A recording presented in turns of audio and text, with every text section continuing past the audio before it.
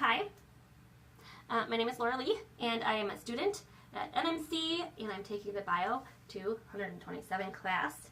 I would like to talk today about diffusion and the outcome of the solution. I am using a dish detergent in order to demonstrate to you in a more obvious way how diffusion works, and to be able to view a cell's membrane that separates it from water. So, we have water here. This is our H2O.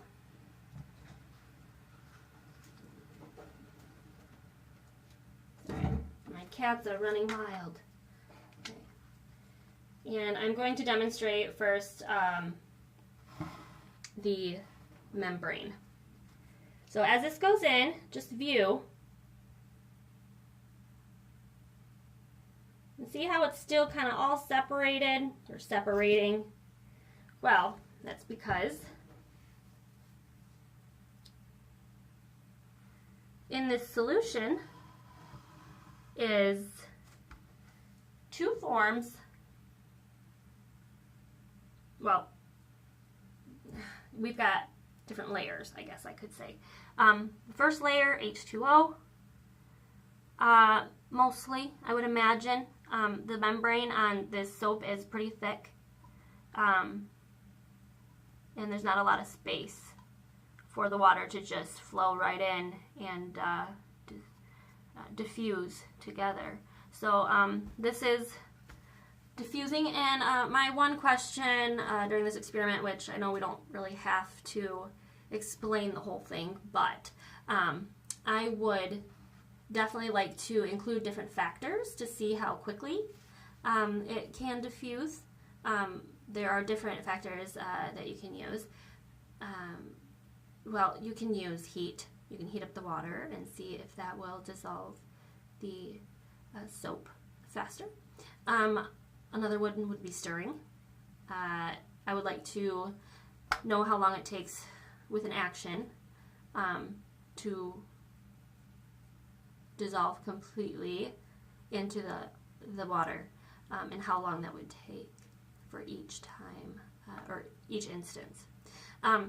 So you can see that defined layer there as much as you can, and you know, it may be slowly dispersed. I'm pretty sure it's slowly dispersing itself upward. I don't know if you can see too clearly kind of what's going on here, but between the layer here, the thickest layer, here is another level of diffusion. It's a little green, not as dark, but a little green, and then it gets pretty clear right up here, very clear. And this right here, that little ring, is just a reflection of the soap that's on the bottom. This is something I explained to my son today in the tub. He has a bath bomb, and it was two different colors. It was red and blue, and he dropped it in the water, and you could definitely see the red side of the bath bomb and the blue side of the bath bomb. I'll grab a demonstration for you.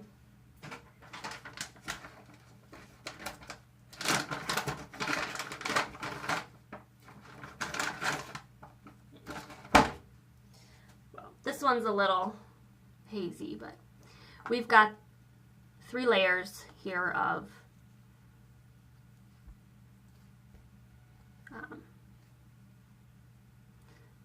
substance. It's mostly NaCl and dyes, I think, and there might be like a filler in this or something. So you've got the blue layer, you've got, sorry, the yellow layer, and then you've got blue leaking into the yellow, which creates green. They're both leaking into each other, really. And they diffused only so far because the membranes are very thick in this, and the color, the dye, is the only thing that really interacted with the salts. So that might be a thinner solution per se. Anyways, so as he threw it in, he played with it. He started tossing it and turning it and throwing it around, and suddenly his red and blue bath bomb turned the water completely purple. So my son asked me a question. He said, "Mom, why is my water purple?" And then I described to him diffusion.